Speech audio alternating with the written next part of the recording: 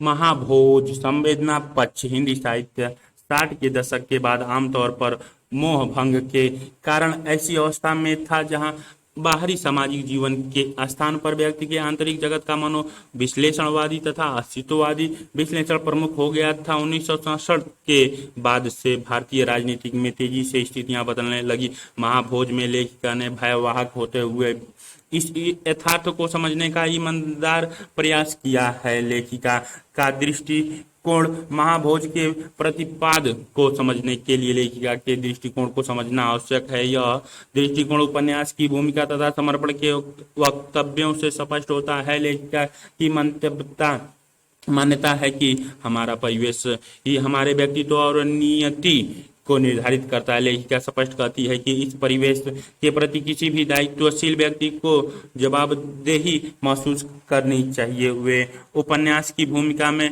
लिखती हैं, संभवतः इस उपन्यास की रचना के पीछे यही प्रश्न रहा हो। इसे मैं अपने व्यक्तित्व और नियति को निर्धारित करने वाले परिवेश के प्रति ऋण शोध के रूप में ही देखती हूँ। ऐसा नहीं है कि लेखिका व्यक्तित्व को त्याज्य मानती है।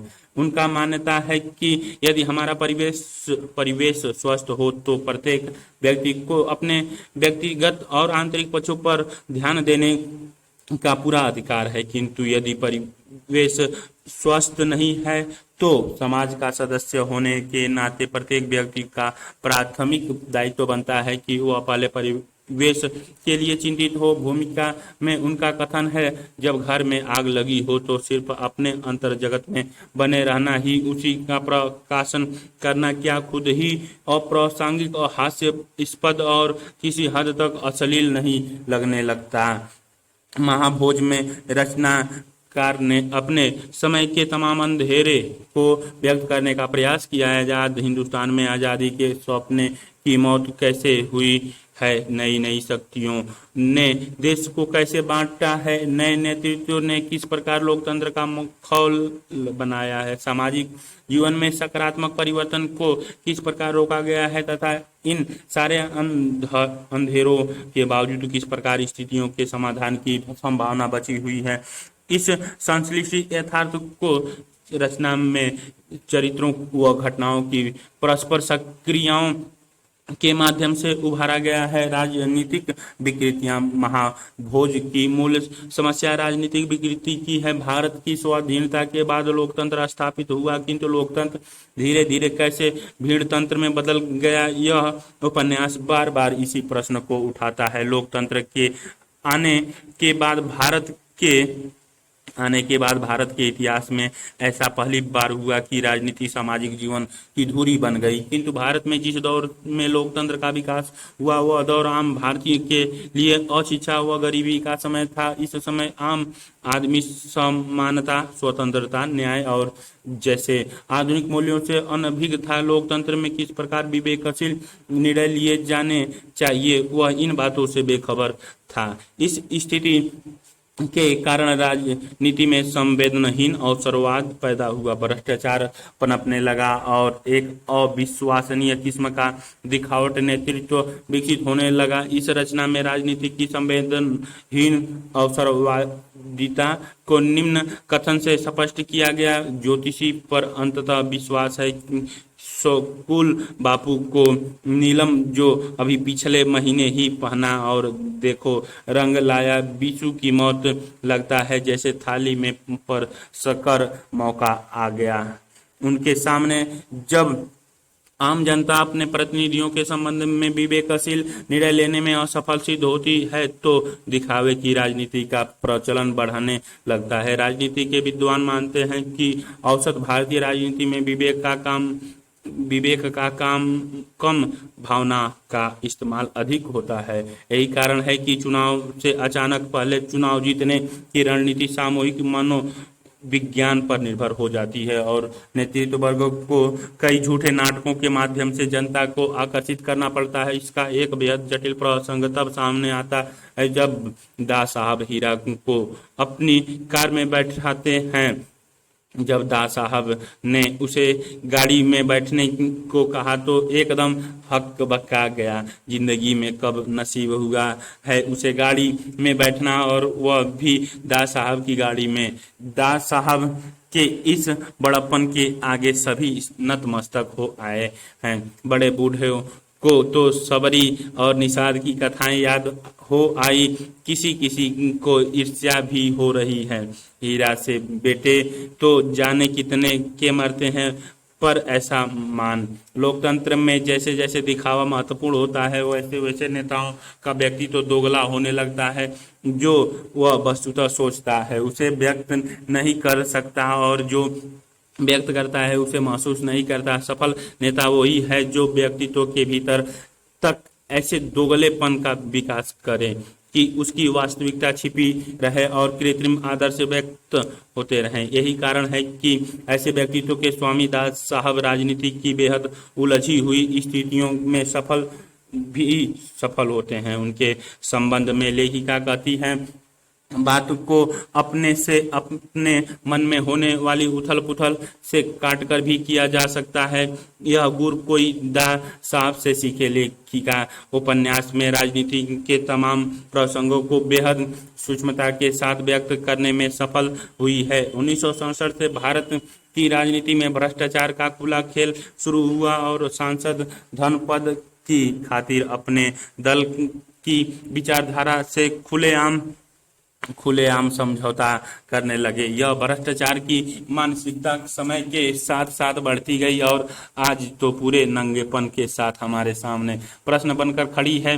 राव और चौधरी के माध्यम से रचनाकार ने इसी लालची मानसिकता को प्रस्तुत किया है। इन दोनों की बेशर्म मांग सुनने के बाद लोचन बापू सोचते हैं, इसी क्रांति का सपना देखा था और क्या इसी टचूपन की सौदेबाजी के लिए मंत्रिमंडल गिराने की बात सोच रहे हैं। वे नाम चेहरे लेबुल भले ही अलग अलग हों, पर अलगाव है कहाँ। शुकुल बाबू दास साहब राव चौधरी सामाजिक विकृति महाभोज मूल रूप से भारतीय राजनीति की विकृतियों पर टिप्पणी करने के साथ ही सामाजिक जीवन के कई अन्य पक्षों पर भी विचार करता है। इस संबंध में दो प्रसंग दृष्टव्य है जो 1970 के दशक में भारतीय समाज को बुरी तरह मथ रहे थे। ये प्रसंग है जातीय संघर्ष और गांव शहर का द्वंद्व। पिछली एक शताब्दी में कई सामाजिक सुधार आंदोलन के माध्यम से पूरे भारत में पिछड़ी जाति के जीवन को सुधारने के पुरजोर प्रयास हुए हैं। आज़ादी के बाद इन प्रयासों को संवैधानिक आधार मिलने लगा, जिसे जातीय संघर्ष बहुत तेजी से विकसित हुआ। 70 के दशक में ये जातीय तनाव अपनी चरम स्थिति में थे। इसी समय वह प्रसिद्ध बेलछी कांड हुआ, जिसमें पहली बार ऊंची जातियों के कुछ लोगों ने कुछ हरिजनों को जिंदा जला दिया था। इसी कांड से आहत होकर नागार्जुन ने हरिजन गाथा कविता लिखी थी और कहीं न कहीं इसकी परछाई महाभोज की पृष्ठभूमि का कार्य भी कर रही है। शुरू में ही यह संकेत है, महीने भर पहले ही की तो बात है। गांव की सरहद पर जरा परे हटकर जो हरिजन टोला है, वहां कुछ झोपड़ियों में आग लगा दी गई थी। आदमियों सहित आजाद भारत में पहली बार ऐसा हुआ कि निम्न कहीं जाने वाली जातियों ने सामाजिक व्यवस्था में समानता के लिए अपना दावा ठोक दिया। वर्ण व्यवस्था भारत के सामाजिक जीवन में हजारों वर्षों से धुरी का काम करती आई है और संस्कारों के स्तर पर औसत भारतीय के मन में बैठ चुकी हैं। संवैधानिक तौर पर समता मूलक समाज की स्थापना के बाद जैसे जैसे पिछड़े और दलित तबके के लोगों में अपने अधिकारों की चेतना पैदा हुई, वैसे वैसे सामाजिक संघर्ष तीव्रता से बढ़ने लगे। जो हजारों वर्षों से प्रताड़ित थे और वे झुकने को तैयार न थे, और जिनमें हजारों वर्षों से एक श्रेष्ठता ग्रंथि पैदा हो गई थी, वे परिवर्तनों को स्वीकार करने को तैयार न थे। यह उपन्यास जोरावर के चरित्रों के माध्यम से स्पष्ट दिखता है कि संक्रमण के इस काल में प्रभु वर्ग कैसे जड़ बना हुआ है और बदलने को तैयार नहीं है। जब दास साहब जोरावर को समय के साथ चलने की सलाह देते हैं तो जोरावर कहता है, इन हरिजनों के बाप दादे हमारे बाप दादे के सामने सिर झुकाकर रहते थे। झुके झुके पीठ कमान की तरह टेढ़ी हो जाती थी और ये ससुरे सीना तान कर आंखें में आंख गड़ाकर बात करते हैं। बर्दाश्त नहीं होता यह सब हमसे। जैसे जैसे भारतीय समाज में लोकतंत्र तथा आधुनिकता की शक्तियां बढ़ी, वैसे वैसे जाति व्यवस्था सामाजिक रूपों में कमजोर हुई, पर लोकतंत्र के विकास ने एक अजीब स्थिति पैदा की और जातीय राजनीतिक जीवन की धुरी बन गई। स्वस्थ लोकतंत्र की शर्त थी कि लोग अपने हित समूह की पहचान तार्किक रूप से करें, किंतु अशिक्षा जैसी स्थितियों ने जाति को ही हित समूह बना दिया। इससे जातीय वोट बैंक बनी। ऐसे नेता पैदा हुए जिन्होंने निम्न कहीं जाने वाली जातियों की भावनाओं को उभारा, किंतु उनके वास्तविक जीवन में सुधार के लिए कोई ठोस प्रयास नहीं किया। इसी कारण सामाजिक परिवर्तन की प्रक्रिया विकृतियों की शिकार हुई। उदाहरण के लिए दास साहब हरिजनों के वोट लेकर सत्ता में पहुंचे हैं, पर शुभ चिंतक जोरावर के है। अब सरोहा के चुनाव में सुकुल बापू हरिजनों की भावनाओं में तूफान पैदा करके सत्ता में पहुंचना चाहते हैं, पर उनकी अपनी मानसिकता निम्न तबकों के प्रति घृणा से ही भरी है। वे सोचते हैं अब बचे हुए सारे वोट अपने पक्ष में करने पड़ेंगे तब बात बनेगी, पर इन नीची जातों वालों का कुछ भरोसा नहीं। महाभोज में भारतीय समाज के एक और बड़े संक्रमण पर गहरा विमर्श किया गया है। भारत स्वाभाविक रूप से गांवों में बसता है, किंतु सत्ता का चरित्र ऐसा है कि शक्ति हमेशा शहरों में केंद्रित रही है। आज़ादी हिंदुस्तान में लोकतंत्र के विकास ने बड़ा परिवर्तन पैदा किया। चूंकि लोकतंत्र में सत्ता का निर्धारण संख्या से होता है और संख्या की दृष्टि से निम्न जातियां व ग्रामीण लोग बहुत बेहतर स्थिति में हैं, अतः राजनीति के केंद्र में अचानक गांव व पिछड़े तबके आने लगे। 70 के दशक के आसपास यह संक्रमण एक विशेष स्थिति में था। नेतृत्व प्रायः शहरों तक सीमित था, किंतु उसकी मजबूरी थी कि वह गांव के अनुकूल खुद को ढाले। ऐसे में महाभोज के कई पात्र ऊपर से ग्रामीणों के प्रति सहानुभूति जताते हुए भी भीतर से उनके प्रति उपेक्षा व घृणा जैसे भाव रखते हैं। इस संबंध में बिहारी भाई की टिप्पणी महत्वपूर्ण है, जिसमें वे गांव के लोग की सरल प्रकृति पर क्षुब्ध हैं। वे कहते हैं, अजीब अहमक है ये रसाले देहाती भी।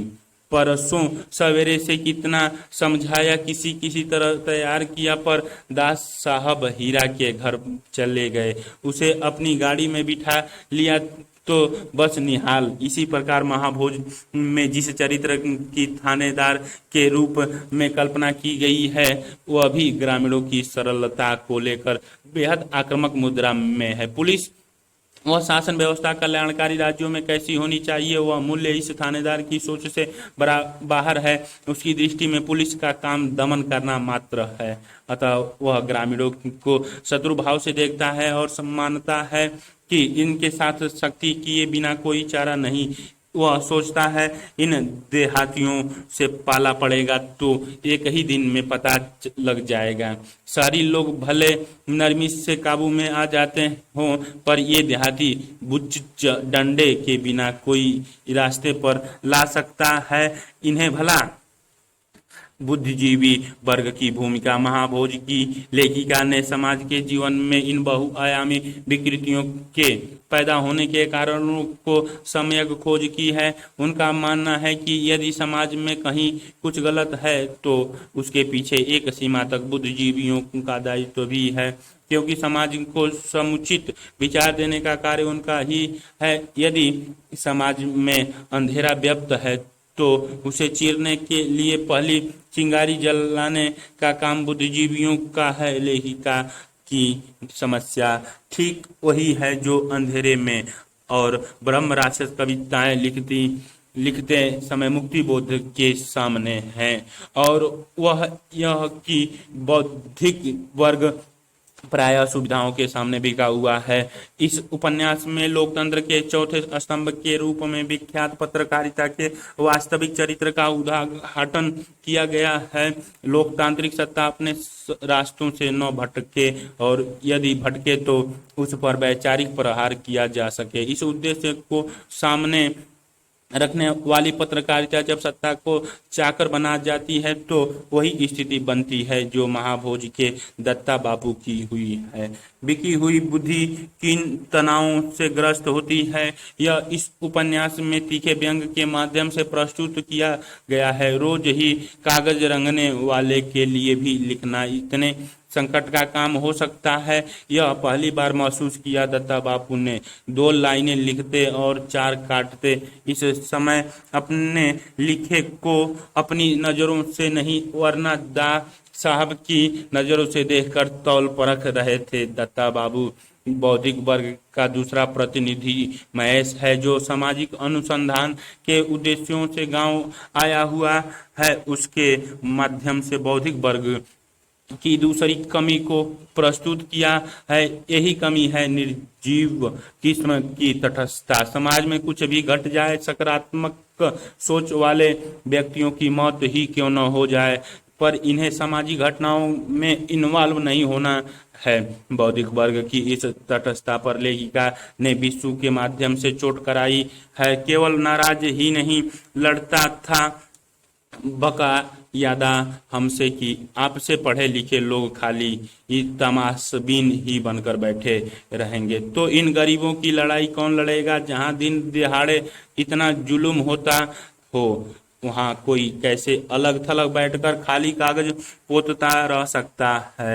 उपन्यास ने आरंभ में ही बौद्धिक वर्ग की एक और कमी पर चोट की गई है। कमी यह है कि बौद्धिक वर्ग धीरे धीरे संवेदना से इतना खाली हो जाता है कि समाज में दिल दहला देने वाली घटनाएं भी उसे परेशान नहीं करती। इसकी संवेदनाएं बहुत क्षणिक, कमजोर व नपुंसक किस्म की होती हैं, जो न तो समाज में परिवर्तन करने को तत्पर होती हैं और न ही परिवर्तन की शक्तियों को स्वीकार करती हैं। हरिजनों को जिंदा जलाए जाने की घटना पर शहरी बुद्धिजीवियों की प्रतिक्रिया कुछ ऐसी ही है।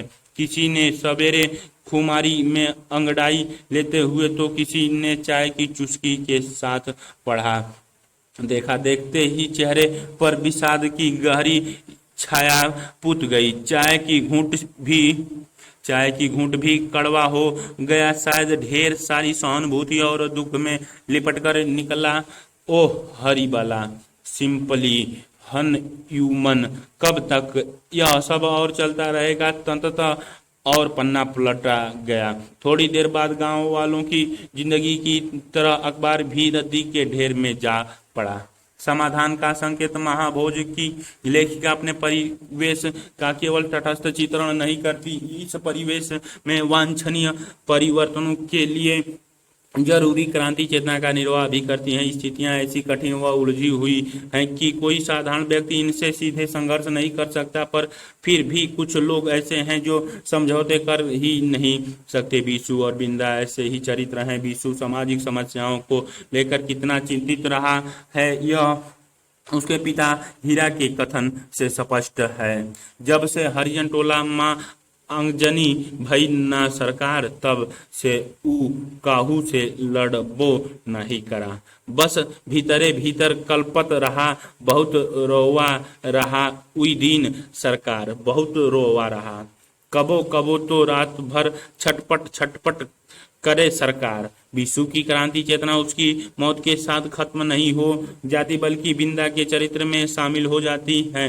बिंदा जो बीसू का मित्र था किंतु क्रांतिकारी चेतना से युक्त नहीं था, उसकी मौत के बाद किसी भी स्थिति में झुकने को तैयार नहीं है। क्रोध से तिल मिलाते हुए वह कहता है, जो जिंदा है वे अब जी नहीं सकते।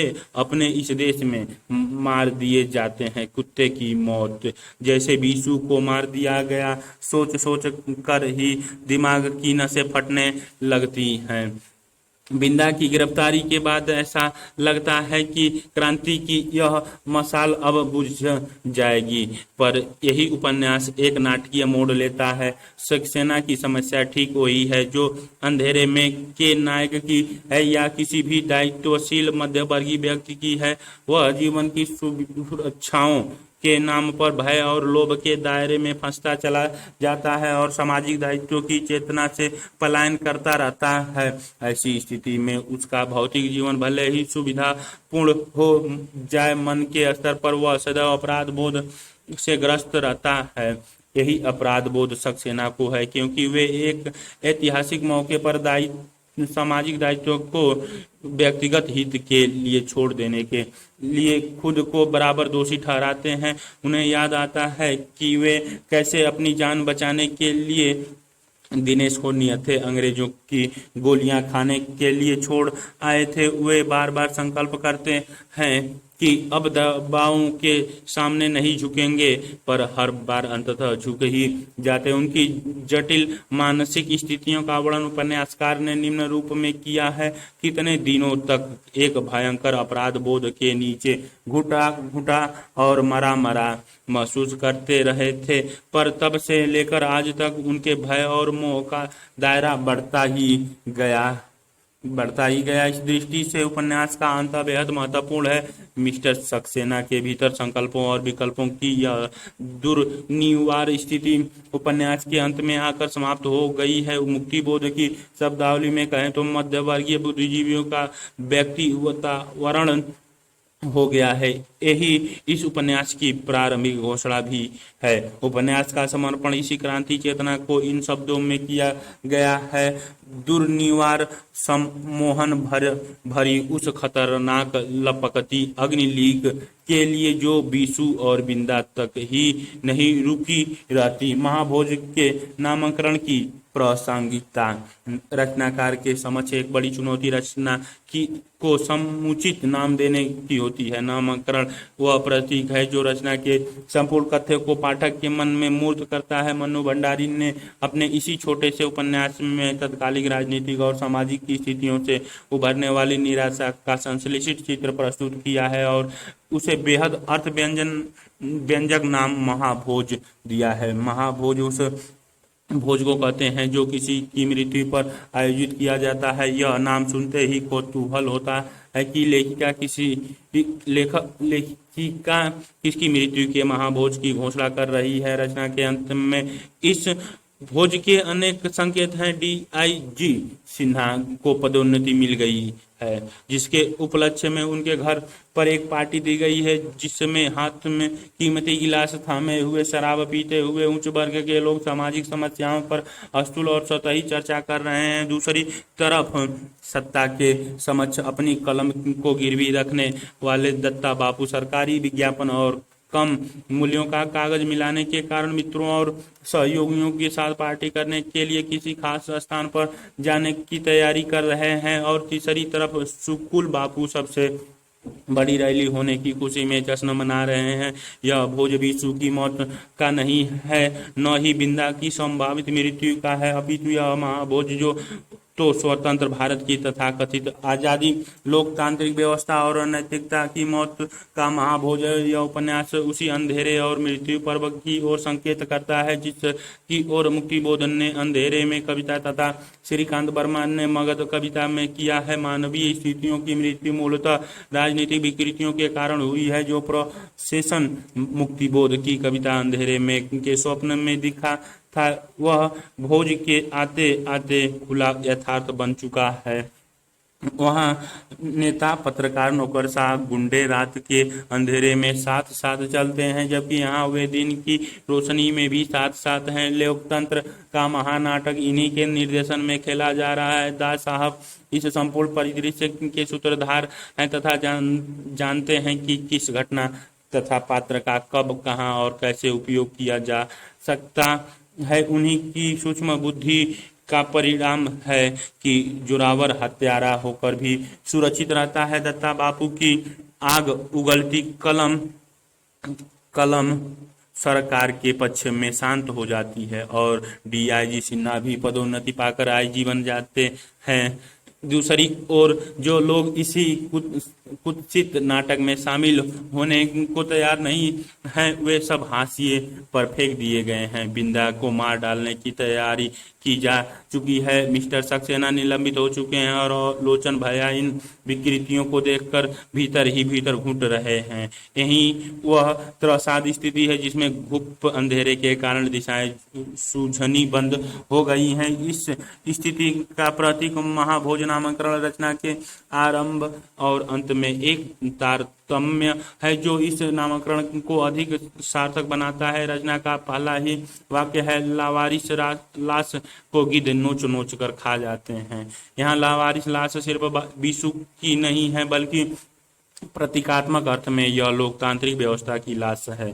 लेखिका पूरे उपन्यास में उन गिद्धों को पहचानने का प्रयास कर रही है जिन्होंने लोकतंत्र को नोच नोच कर खाया है। DIG सिन्हा इसी एक लाश के बहाने IG बन गए हैं। दत्ता बापू की आखिरी बार क्रांति पर मिट और कोटा बढ़ाने से शांत हो गई है। इसी लाश ने शकुल बापू को आज तक की सबसे बड़ी रैली करने में सफलता दिलाई है। जोरावर सिंह की गुंडागर्दी पर आया हुआ खतरा टल गया है और दास साहब इस लाश से पैदा हुए तूफान के बाद और अधिक ताकतवर मुख्यमंत्री होकर निकले हैं। बीसू और लोकतंत्र की मौत पर यह इन्हीं गिद्धों का महाभोज है।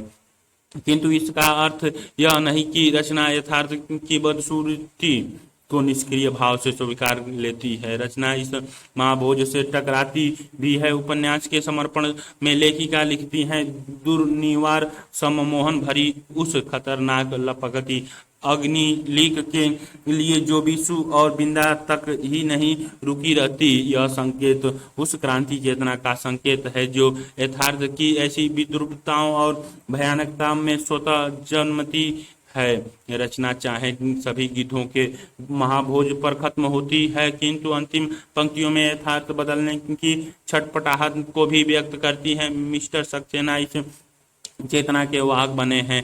वह दिनेश को लड़ाई के मैदान में गोलियां खाने के लिए कई बार निहत्था छोड़कर भाग चुके हैं किंतु उनका दूसरा मन बार बार दिनेश के पास लौटाना चाहता है जो संघर्ष मुक्ति बोध ने जीवन भर आत्मचेतस और विश्वचेतस मन के बीच झेला है वही मिस्टर सक्सेना को लगातार मथता है। वे बार बार पारिवारिक चिंताओं और लालच के दबाव में इस मन को मारते हैं किंतु इस बार वे बिंदा को लड़ाई के मैदान में निहत्था छोड़ने को तैयार नहीं हैं। इसी बिंदु पर उनका व्यक्तित्वरण होता है और वह खतरनाक लपकती अग्निलीक बीसू और बिंदा के बाद मिस्टर सक्सेना में प्रविष्ट होती हैं। स्पष्ट है कि उपन्यास अपने समय के जिस विद्रूप और भयावह यथार्थ को व्यंजित करना चाहता है उसके लिए महाभोज से बेहतर नाम खोजना कठिन है। यह नाम न सिर्फ आज़ादी के सपनों की मृत्यु को अभिव्यंजित करता है बल्कि इस लाश को नोच कर खाने वाले गिद्धों का तफसील से परिचय भी कराता है। महाभोज की चरित्र योजना महाभोज चरित्र प्रधान उपन्यास तो नहीं माना जा सकता है किंतु इतना जरूर है कि लेखिका ने चरित्रों की स्वाभाविकता बनाए रखने पर पूरा ध्यान दिया है। यही कारण है कि इस उपन्यास में चरित्रों का महत्व उद्देश्य घटनाओं और वर्णनों की तुलना में ज्यादा ही है, कम नहीं। चरित्रों की संख्या कथानक के अनुरूप समुचित है। न तो चरित्रों की भीड़ जुटाई गई है न ही चरित्र इतने कम है कि कथानक विरल या अमूर्त लगने लगे।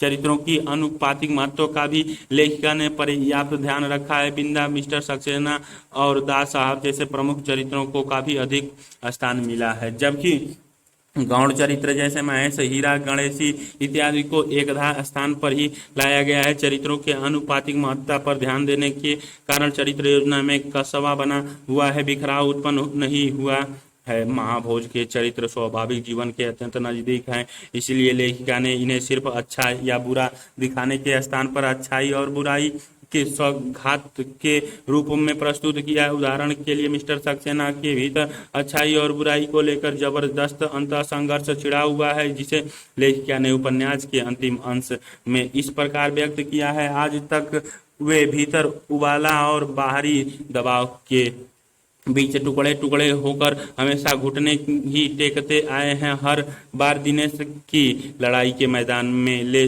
तो जरूर गए हैं, पर जैसे ही गोलियां चली हैं उसे वहीं छोड़कर भाग आए हैं। अकेला नियत था वह, गोलियों की बौछार में लहूलुहान होता रहा है, और ये खुद एक असह्य अपराध बोध से नहीं और नहीं। अब तो वे चाहें तो भी शायद ऐसा नहीं कर सकते। कुछ अन्य चरित्रों जैसे लोचन बापू, DIG सिन्हा और लखन में भी कुछ मात्र में आंतरिक संघर्ष दिखाई पड़ता है जो उन्हें स्वाभाविकता के नजदीक लाता है। दाब साहब और सुकुल बापू जैसे चरित्रों की अच्छाई उभारने से लेखिका बची है, क्योंकि ऐसा करने पर शायद राजनीति की नंगी सच्चाई कुछ धुंधली पड़ जाती। लेखिका ने चरित्रों को पर्याप्त स्वतंत्रता प्रदान की है, उन्हें अपने हाथों की कठपुतली नहीं बनाया है। यही कारण है कि चरित्रों के कार्य उनकी बाह्य परिस्थितियों व मन स्थितियों के साथ कारण कार्य की श्रृंखला में जुड़े हुए नजर आते हैं। लेखिका द्वारा अलग से थोपे हुए प्रतीक नहीं होते। कुछ आलोचक कह सकते हैं कि मिस्टर सक्सेना के व्यक्तित्वरण में लेखिका का उद्देश्य हावी हो गया है, किंतु सच यह है कि लेखिका ने इस व्यक्तित्वरण को सहज बनाने के लिए पहले पर्याप्त मात्रा में परिस्थितियां जुटाई है ताकि इसमें लेखिका हस्तक्षेप नजर न आए। चरित्रों के वर्णन के लिए लेखिका ने विभिन्न वर्णन शैलियों का प्रयोग आवश्यकता के अनुसार किया है। चूंकि उपन्यास का आकार अत्यंत छोटा है और इसमें वर्णित विषय वस्तु अत्यंत जटिल है, इसीलिए लेखिका को सूत्रधार के रूप में खुद उपस्थित रहना पड़ा है। यही कारण है कि चरित्रों के अधिकांश वर्णन लेखिका या कथावाचिका की ओर से किए गए हैं। ऐसे दो उदाहरण इस प्रकार हैं। बात को अपने से अपने मन में होने वाली उथल पुथल से काट कर भी किया जा सकता है। यह गुर कोई दास साहब से सीखे। कुछ ऐसी विपरीत स्थितियों में जीवन जिया है। अप्पा साहब ने की बात के पाबंद तो हो न सके चाह कर भी, पर समय की पाबंदी का यह हाल कि लोग चाहें तो घड़ी मिला लें। उनके आने जाने से लेखिका ने चरित्रों के वर्णन की अन्य शैलियों का प्रयोग भी आवश्यकता अनुसार किया है। जहां उन्हें जो शैली उपयुक्त लगी है उन्हें उसी को चरित्र के वर्णन का माध्यम बनाया है। कुछ उदाहरण इस प्रकार हैं। बदल रहा होगा जहां बदल रहा होगा जमाना, हमारे रहते सरोहा में नहीं बदल सकता जमाना। चरित्र द्वारा स्वयं अपनी विशेषताओं का उद्घाटन। यह जो औरत है नौ साहब बेहद बदजबान है और बदमिजाज है। कोई आदमी बर्दाश्त नहीं कर सकता ऐसी औरत को। एक चरित्र द्वारा दूसरे चरित्र की विशेषताओं का वर्णन भड़काया नहीं करता था सर, उन्हें केवल अवेयर करता था अपने अधिकारों के लिए। एक चरित्र द्वारा दूसरे चरित्र का वर्णन एकाएक महेश की आंखों में आंसू छल आए फूट पड़ा। वह स्थितियों के माध्यम से चरित्रों की विशेषताओं का वर्णन कतई चौके नहीं। सिन्हा क्षण भर पहले ही वे समझ गए थे कि दास साहब यही नाम लेने जा रहे हैं। इस बार उन्होंने गौर से दास साहब को देखा और बेझिझक देखते ही रहे। उसे दृष्टि में न स्वीकार था न नकार था। तो एक विस्मय सिन्हा कुछ देर तक जहां के तहां खड़े रहे, जड़वत आवक और पूरी तरह विस्मय में डूबे। एक विशेष स्थिति में चरित्र की मन स्थिति का उद्घाटन। महाभोज की भाषा शैली शिल्प का प्राण तत्व है, क्योंकि कोई भी रचनाकार जब अपनी अनुभूतियों को व्यक्त करना चाहता है तो भाषा ही पाठक और उसके मध्य सेतु का काम करती है। यही कारण है कि अधिकांश समर्थक लेखक भाषा में निहित शक्तियों को उभारने पर काफी ज्यादा ध्यान देते हैं। मन्नू भंडारी की भाषा शैली कई स्तरों पर प्रयोगशीलता के निर्वाह पर परिणाम है। उनकी भाषा शैली की महत्वपूर्ण विशेषताएं क्रमशः विश्लेषित की जा सकती हैं। क्योंकि महाभोज जन जीवन के अत्यंत निकट की रचना है, इसीलिए स्वाभाविक ही है कि इसमें प्रयुक्त भाषा के तद्भव और देशज शब्दावली का अनुपात ज्यादा है। खास बात यह है कि लेखिका ने शब्दावली के चयन में पात्रों की सामाजिक आर्थिक पृष्ठभूमि का ख्याल पूरी बारीकी के साथ रखा है। यही कारण है कि भाषा के कई तेवर महाभोज में दिखाई पड़ते हैं। दास साहब और महेश जैसे पात्रों की भाषा में तत्समीपन और अंग्रेजीपन ज्यादा है, तो हीरा और गणेशी जैसे ग्राम्य चरित्रों की भाषा में देशज और तद्भव शब्दावली का अनुपातिक सघन है। कुछ उदाहरण इस प्रकार हैं। This is a clear case of suicide. Das साहब अंग्रेजी शैली। He was not in his proper senses। Mahesh अंग्रेजी शैली। गुलामी आत्मा का क्षय तो करती ही है। दास साहब तत्सम शैली। ये ससुरे सीना तान कर आंख में आंख गड़ा कर बात करते हैं। जोरावर तद्भव देश सब शैली। कबो कबो तो रात भर छटपट कर सरकार। हीरा देशज शैली। भाषा की एक विशेष शक्ति महाभोज के उन प्रसंगों में नजर आती है जिनमें लेखिका ने जीवन की गहरी समझ को बहुत छोटे वाक्यों में चमत्कारी ढंग से प्रस्तुत किया है। यह शैली सूत्र शैली कहलाती है। इसके प्रयोग की महारत उन्हीं रचनाकारों को हासिल होती है जिनके पास जीवन की सूक्ष्म समझ और भाषा की समाहार क्षमता का अद्भुत सामंजस्य होता है। मन्नू भंडारी ने महाभोज में कई ऐसे सूत्र रखे हैं जो राजनीतिक और जीवन का निचोड़ बताने के लिए काफी है। उदाहरण के लिए, आवेश राजनीति का दुश्मन है कुर्सी और इंसानियत में बैर है। मरे और सोए आदमी में अंतर ही कितना होता है भला, बस एक सांस की डोरी। मन्नू भंडारी ने व्यंग क्षमता का भी धारदार प्रयोग किया है। व्यंग और हास्य में अंतर है। हास्य सिर्फ हंसाने और हंसाने के लिए होता है, जबकि व्यंग का उद्देश्य होता है तीखी चोट करना। जब साहित्यकार खुद को सामाजिक विद्रूप को हटाने की स्थिति में नहीं पाता तो उसकी यही तिलमिलाहट पैने व्यंगों को जन्म देती है। महाभोज की भाषा शैली अपनी मूल संरचना में ही व्यंग केंद्रित है। उदाहरण के लिए, राजनीति में रहकर जिनकी खाल गैंडे की तरह हो गई है वे कटते नहीं इतनी आसानी से। गांधी नेहरू को देश एक क्षण के लिए भी नहीं भूलता। चप्पे चप्पे में वे आपको विराजमान मिलेंगे, चाहे निर्जीव तस्वीरें के रूप में ही सही। ओह हरी बल, सिंपली इनह्यूमन। कब तक यह सब और चलता रहेगा? तो और पन्ना पलट गया।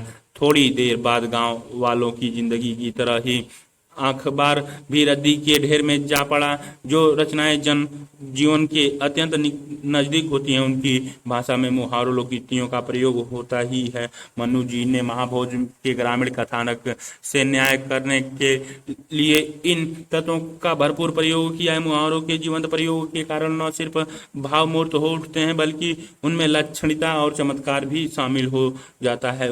उदाहरण के लिए, 1 मिनट को तो सचमुच हवा ही खिसक गई मेरी, लेने के देने पड़ गए पर बात को तुल नहीं दिया। मरने वाले को 100 दो और मारने वाले को हमदर्दी, दोनों हाथ में लड्डू। लेखिका ने अपनी भाषा को तराशने के लिए प्रतीकों और बिंबों का भी असरदार प्रयोग किया है। यूं तो प्रतीकों और बिंबों की भाषा कविता में ज्यादा काम्य मानी जाती है, किंतु समर्थन अर्थ गदाकार गद्य के भीतर भी इनका निर्वाह कर लेता है। महाभोज की लेखिका ने प्रतीकों और बिंबों की शैली को गद्य के अनुशासन के साथ सुंदरता से संश्लेषित किया है। कुछ उदाहरण इस प्रकार हैं। लवारिस लाश को गिद्ध नोच नोच कर खा जाते हैं। प्रतीक भाषा इन घटना में लोगों के दिमाग जरूर उस जमीन जैसे हो रहे होंगे जो वर्षा के स्पर्श मात्र से फूट पड़ने को तैयार रहती है। आज वे ऐसी वर्षा करके जाएंगे कि फसल उनके हिस्से ही पड़े। प्रतीक भाषा, एक गडेरिए के डंडे के नीचे कैसे सारी भेड़ें मिमियाती रिरियाती एक झुंड बनाकर चल रही थी, पर जैसे ही डंडा टूटा आपस में वे ही मारकाट मची कि विश्वास करना मुश्किल हो गया कि वे एक झुंड की ही भेड़ थी। प्रतीक भाषा, दास साहब का पूरा व्यक्तित्व ही जैसे भव्यता के फ्रेम में गढ़ा हुआ है। गौरवर्ण सुस्ता हुआ शरीर, कहीं भी 1 इंच फालतू चर्बी दिखाई नहीं देती शरीर पर।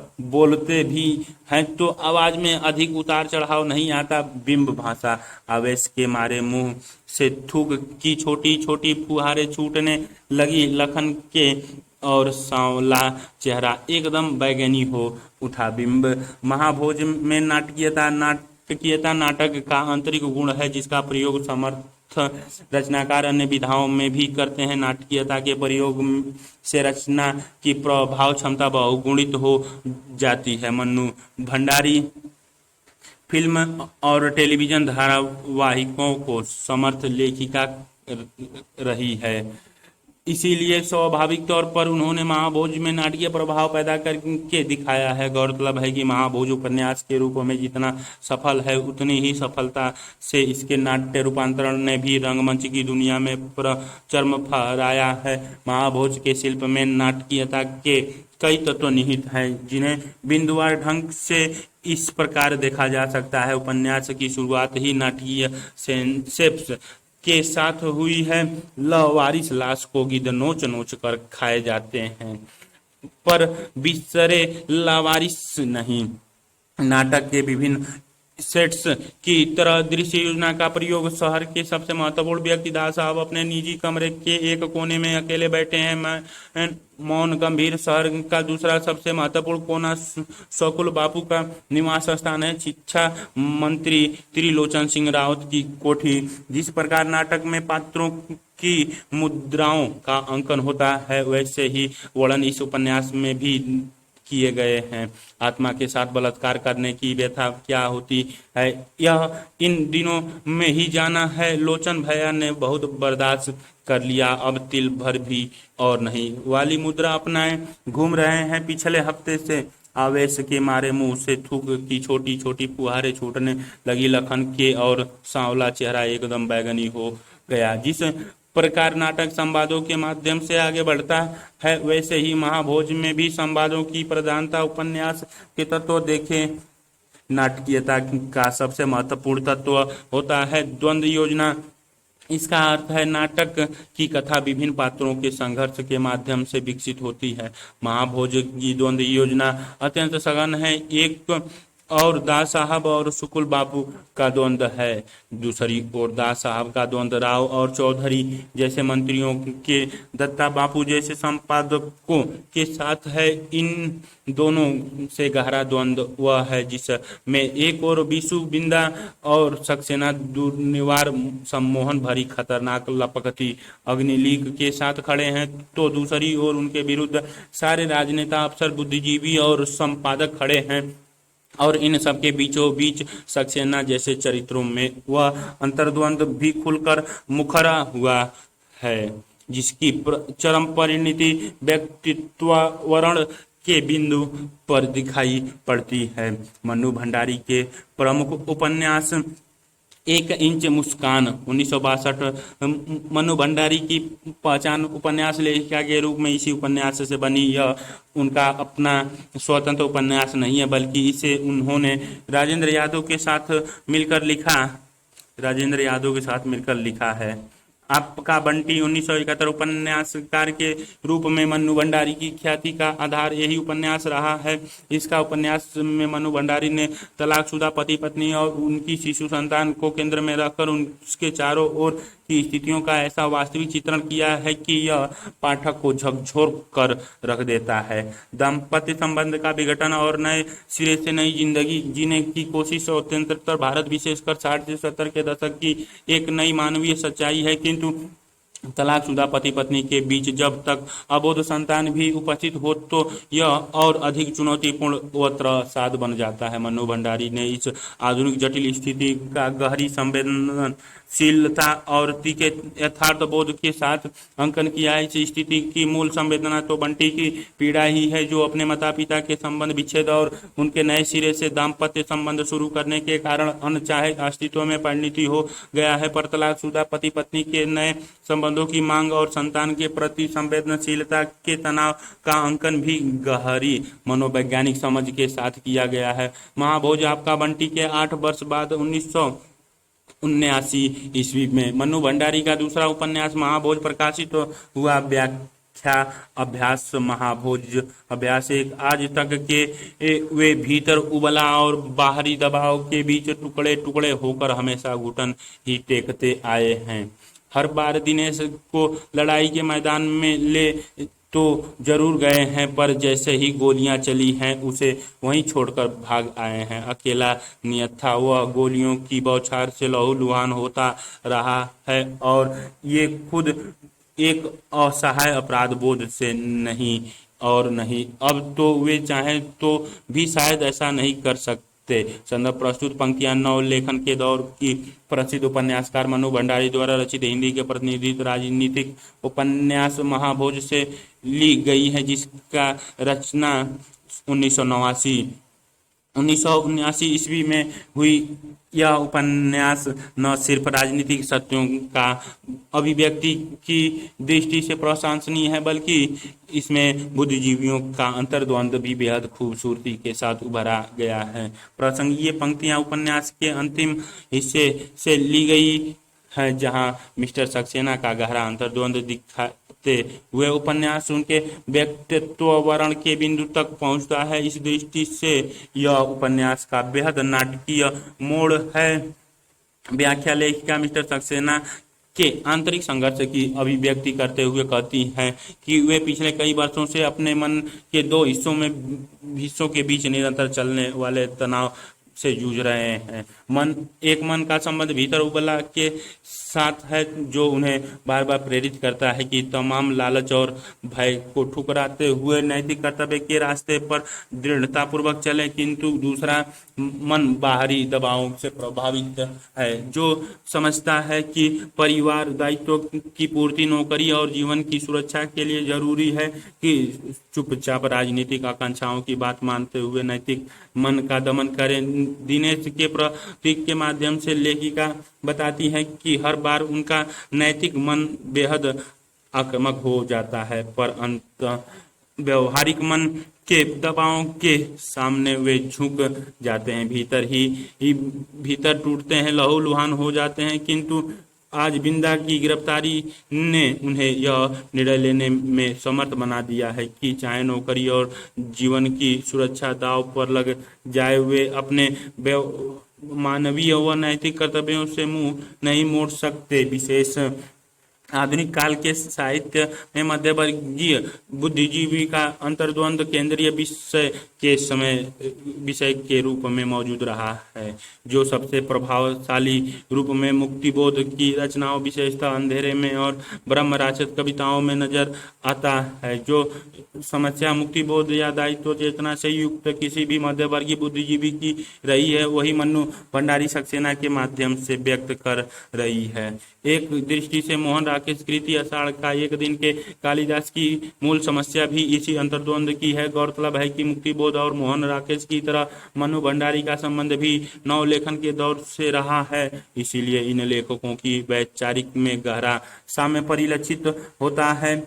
इन पंक्तियों की वास्तविक विशेषता द्वंद्व के गहरे चित्रण में नहीं, बल्कि समाधान की संभावना में है। जहां मुक्तिबोध और कालिदास का अंतर्द्वंद किसी निर्णायक बिंदु तक नहीं पहुंच पाता, वहीं मन्नू भंडारी यह प्रेरणा देती हुई लगती है कि बाहरी दबाव चाहे जितने भी ज्यादा हो, व्यक्ति अपने नैतिक मन के सहारे उन्हें खारिज कर सकता है।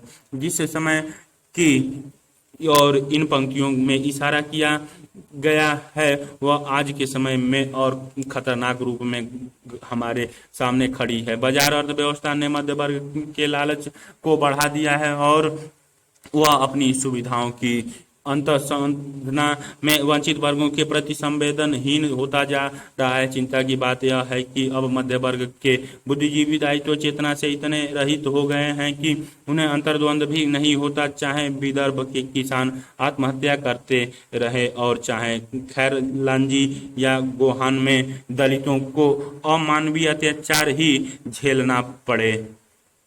शब्दावली के प्रयोग को लेकर लेखिका की दृष्टिकोण लचीला है। वे तत्सम तद्भव देश विदेश के निरर्थक सब विवादों में न पड़कर उन्हीं शब्दों का चयन करती हैं जो उनके भावों को मर्म के साथ व्यक्त कर सके। इसीलिए भाषा सरल और सहज होकर भी प्रभावशाली है। प्रतीक शैली का बेहद असरदार उपयोग हुआ है। यहाँ दिनेश एक व्यक्ति विशेष का नाम नहीं है, बल्कि हर उस व्यक्ति का प्रतीक है जो व्यवस्था के हाथों प्रताड़ित होता है, पर किसी सहायता की उम्मीद करते करते दम तोड़ देता है। यह विशु का भी प्रतीक है और ऐसे ही अन्य हजारों लोगों का भी। लेखिका ने चरित्र के मनोविज्ञान का अत्यंत सूक्ष्म विश्लेषण किया है और बेहद नाटकीय शैली में उस तनाव को उभारा है जो अंतर्द्वंद से तड़पते व्यक्ति के भीतर होता है। चेतना प्रवाह शैली का सुंदर प्रयोग अंतिम पंक्ति में सक्सेना की मन स्थिति के परिवर्तन को प्रस्तुत करने के लिए किया गया है। भाषा मुहावरेदार होने के कारण बेहद प्रभाव सक्षम है। घुटने टेकना और लहूलुहान होना जैसे मुहावरेदार अभिव्यक्तियां विशेष मन स्थितियों की बिंब या चित्र के रूप में पाठक के मन पर अंकित कर देती हैं। दरअसल इन पंक्तियों में उपन्यास का सार तत्व छिपा है। लेखिका का उद्देश्य सिर्फ राजनीतिक सामाजिक विकृतियां दिखाना नहीं, बल्कि उस खतरनाक क्रांति चेतना को प्रस्तुत करना है जो विशु और बिंदा तक ही सीमित नहीं रहती। हर क्रांतिकारी की मौत के साथ नए रूप में आगे बढ़ती जाती है। इस दृष्टि से सक्सेना का व्यक्तित्वारण दिखाना ही लेखिका का अघोषित उद्देश्य है, जो इन पंक्तियों में सूक्ष्मता के साथ अंकित हुआ है। ब्याजदू यह तुम नहीं, तुम्हारा स्वार्थ बोल रहा है। स्वार्थ को इतनी छूट देना ठीक नहीं कि वह विवेक को ही खा जाए। अखबारों को तो ज्यादा को आजाद रहना ही चाहिए। वे ही तो हमारे कामों का, हमारी बातों का असली दर्पण होते हैं। मेरा तो उसूल है कि दर्पण को धुंधला मत होने दो। हाँ, अपनी छवि देखने का साहस होना चाहिए आदमी में। संदर्भ व्याख्या पंक्तियां 1979 ईस्वी में रचित प्रसिद्ध राजनीतिक उपन्यास महाभोज से उद्धृत है, जिसकी रचना नवलेखन के दौर की प्रसिद्ध लेखिका मनु भंडारी ने की है। यह उपन्यास राजनीतिक जीवन की विद्रुतताओं का पर्दाफाश करने की दृष्टि से अत्यंत चर्चित और प्रशंसित रहता है। प्रस्तुत पंक्तियां महाभोज के आरंभिक अंश में आई है। विशु की हत्या होने के कारण लखन सिंह के चुनाव जीतने की संभावना कम हो गई है और वह मशाल अखबार की सक्रिय भूमिका से भी परेशान है। उसे समझाते हुए मुख्यमंत्री दास साहब ने उपरोक्त पंक्तियां कही है। व्याख्या दास साहब लखन सिंह को डांटते हुए कहते हैं कि अपने किसी भी हित को साधने के लिए व्यक्ति को इतना स्वार्थी नहीं हो जाना चाहिए कि वह समाज के व्यापक हित की कीमत पर लाभ उठाने की कोशिश करे। अखबार या मीडिया का मूल दायित्व यह है कि वह समाज की विसंगतियों को समाज के सामने स्पष्ट करे। स्वाभाविक है कि ऐसा करने से किसी व्यक्ति विशेष को हानि हो सकती है, किंतु समाज के व्यापक हित के लिए जरूरी है कि मीडिया को इतनी स्वाधीनता मिले कि वह हिम्मत के साथ गलत को गलत कह सके, चाहे वह गलत कितना ही शक्तिशाली क्यों न हो। राजनीतिज्ञों को तो विशेष रूप से मीडिया की स्वाधीनता के रूप में तत्पर रहना चाहिए, क्योंकि उनके कार्य पूरे समाज को प्रभावित करते हैं और मीडिया ही समाज की ओर से उनका मूल्यांकन करता है। इतना साहस हर राजनीतिक में होना चाहिए कि वह मीडिया के माध्यम से अपनी आलोचना झेल सके, क्योंकि लोकतांत्रिक समाज का यही चरित्र होता है। गौरतलब है कि दास साहब द्वारा की गई ये सभी बातें उनकी अंतरात्मा की आवाजें नहीं हैं, बल्कि उस मुखौटे की आवाजें हैं जो उन्होंने ओढ़ा है। वास्तविक रूप में तो वे खुद इसी मामले में मीडिया की स्वाधीनता का दामन करते हैं। विशेष इन पंक्तियों में लोकतंत्र और मीडिया के पारस्परिक संबंध को गहराई से दर्शाया गया है। यह बात साफ तौर पर उभरती है कि यदि मीडिया लालच और भय से मुक्त न हो तो लोकतंत्र का सफल संचालन नहीं हो सकता। वर्तमान समय में हम देखते भी हैं कि मीडिया का लालच समाज के लिए कितना घातक सिद्ध होता है। मीडिया या अखबार के महत्व को कोई साहित्यकार व्यक्त करते कई साहित्यकार व्यक्त कर रहे हैं। उदाहरण के लिए अकबर इलाहाबादी ने कहा है कि खींचो न कमानों को, न तलवार निकालो, जब तोप मुकाबिल हो तो अखबार निकालो। गोदान में प्रेमचंद ने भी इसी समस्या को उठाया है। ओंकार नाथ प्रेस की स्वाधीनता को लेकर इतनी ही बड़ी बातें करते हैं जितनी महाभोज के दत्ता बाबू, किंतु जिस प्रकार दास साहब ने मसाल की स्वाधीनता छीन ली है, वैसे ही राय साहब ने बिजली की। ध्यातव्य है कि उपन्यास आपातकाल के तुरंत बाद लिखा गया था। उस समय मीडिया की स्वाधीनता एक बड़ा सामाजिक मुद्दा बनकर उभरी थी। वही तत्कालिक समस्या इन पंक्तियों में ध्वनित हुई है। इन पंक्तियों की भाषा बेहद सहज, सरल और तथा प्रभावमयी है। लेखिका ने सिद्ध कर दिया है कि प्रभावशील भाषा कठिन शब्दों से नहीं बल्कि संवेदना की गहराई और वैचारिक तनाव से निर्मित होती है। लाक्षणिक शैली का प्रयोग करके लेखिका ने मनोभावों को मूर्त बना दिया है, जैसे यह तुम नहीं तुम्हारा स्वार्थ बोल रहा है।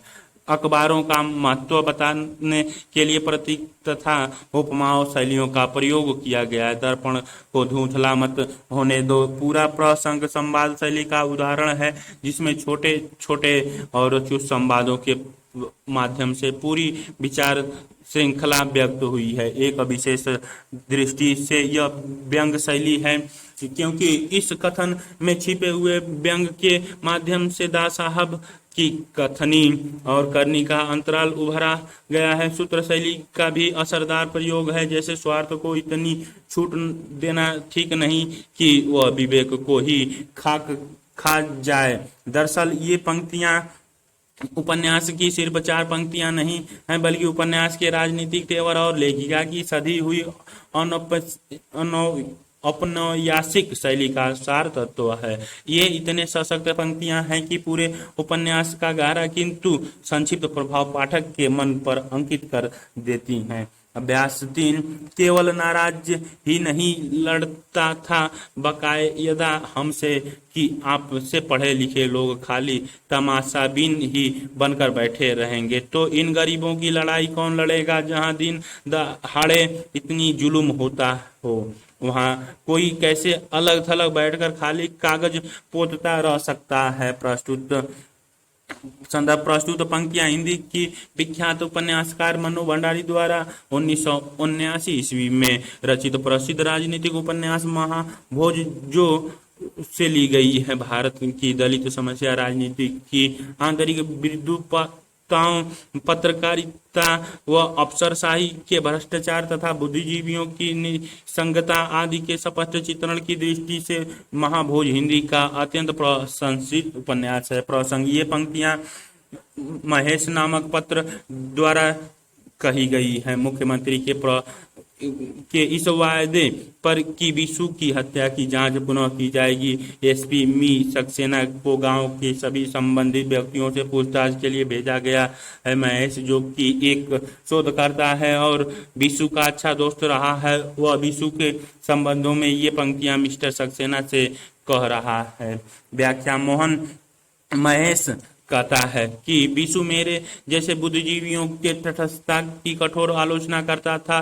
वह इस तर्क से बेपरवाह था कि अनुसंधान कार्य के लिए शोधकर्ता का तटस्थ होना जरूरी है। उसे लगता था कि विश्वविद्यालयों में अनुसंधान करने वाले इतने पढ़े लिखे लोग भी यदि समाज की विद्रूपताओं के तटस्थ दर्शक बने रहेंगे तो समाज के वंचित शोषित तबके के लिए उम्मीद की किरण कौन बनेगा। वह मुझसे लड़ता था कि जिस गांव में वंचितों के साथ सरेआम इतना अन्याय होता हो, वहां कोई अपनी संवेदनाओं को मारकर सिर्फ शोध और लेखन तक सीमित कैसे रह सकता है।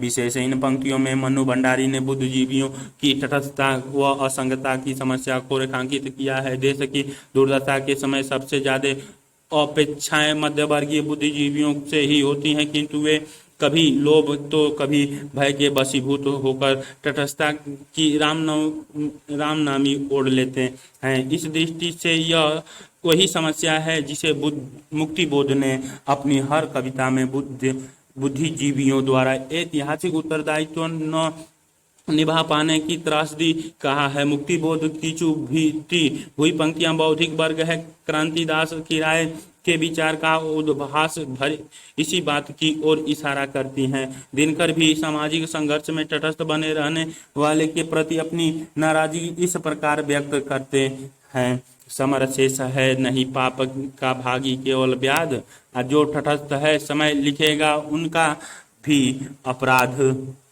ये पंक्तियां वस्तुतः लेखिका की अपनी अंतरात्मा की उपज है। 1970 के दशक में जब राजनीतिक भ्रष्टाचार के निम्नतम स्तर पर पहुंच चुकी थी और दलित व अन्य वंचित वर्गों के हक क्रूरतापूर्वक छीने जा रहे थे, तब उन्होंने यह उपन्यास उसी दायित्व बोध से भरकर रचा है जिनका उल्लेख इन पंक्तियों में किया गया है। उपन्यास की भूमिका में उन्होंने लिखा है, जब घर में आग लगी हो तो सिर्फ अपने अंतर जगत में बने रहना या उसी का प्रकाश करना क्या खुद ही अप्रासंगिक, हास्यास्पद और किसी हद तक अश्लील नहीं लगने लगता। शिल्प सामर्थ्य की दृष्टि से भी ये पंक्तियां अत्यंत प्रभावशाली हैं। भाषा सरल किंतु धारदार व आवेगमयी है। व्यंग के पैनेपन की दृष्टि से ये पंक्तियां निष्क्रिय बुद्धिजीवियों में तिलमिलाहट पैदा करने में सामर्थ हैं। खाली कागज पोतना जैसे मुहावरे व्यंग को और धारदार बना रहे हैं। इसके अतिरिक्त संवाद शैली की चुस्ती और गतिशीलता के कारण ये पंक्तियां नाटकीय तनाव को भी धारण करती हैं।